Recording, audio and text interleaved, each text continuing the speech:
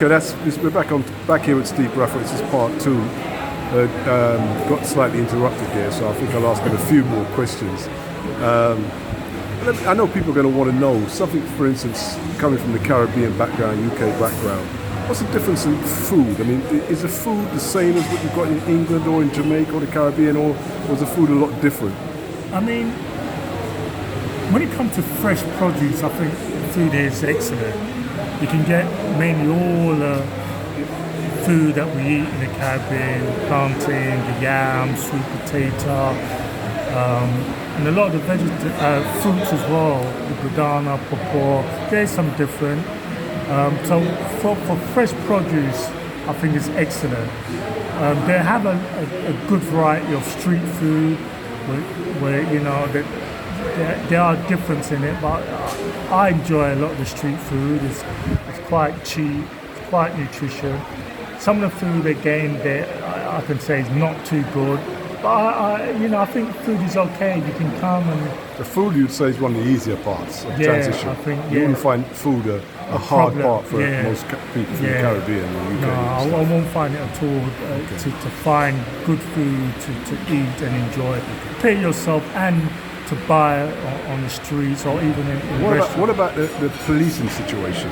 The policing situation on the streets in general. How do the police operate here? Are they the same as the way the UK runs? No, not necessarily. They are different. Generally, the police in Ghana are not too bad. I would say they're quite friendly. When you compare to other African nations, they're quite okay with the general civilians. There is a bit of corruption with them. I mean, bribery is part of the name. So they with incentives of money, they tend to overlook things a lot. Can be a good thing, can be a negative thing. But generally, I think the police are not too bad, and if you commit some kind of offence, if it's not too serious, they'll probably take a small bribe and overlook it. That's normally the way the police operate here. So I mean, having said that now, so what does that suggest to you about the rule of law? I mean, if the law is there to protect civilians and people in general, and the police are overlooking things for the people who have a little bit of money in their pocket, I mean, how does that fare with the rule of law here? When I say law and order, the law and order, there is that there. I mean, people are afraid to get in trouble with the police. And so, they are afraid of things. But when I was just talking about general offences. For example, and I'll be honest with you, I have a motorbike, but I don't have a driving license. I don't have a license to actually ride the motorbike. Generally, the police overlook it. So, and if they do question me on it, if I give them a small money, they'll just say go away and try and sort it out. So this is the kind of things I'm saying. So I'm sorry to laugh.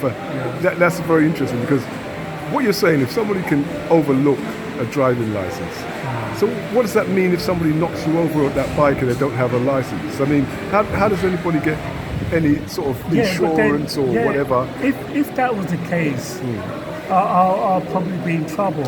I mean, no, but I'm saying not you in particular. I'm saying if we can take, for instance, so many people probably don't have a license, that's right. and they knock somebody over. I would suggest to you that most of those people would run for their lives. Maybe, rather than stand their ground and say, I knocked the guy over. Maybe so then basically, you're describing something that sounds pretty lawless. Yeah, but most of the time, when people are quiet, if they do knock someone down, there is the general concern. They will stop and concern. Sorry, I'm talking about concern. What can they do to help you? No, if you knock them down, they'll probably try and organise getting you to a hospital and deal with the police situation.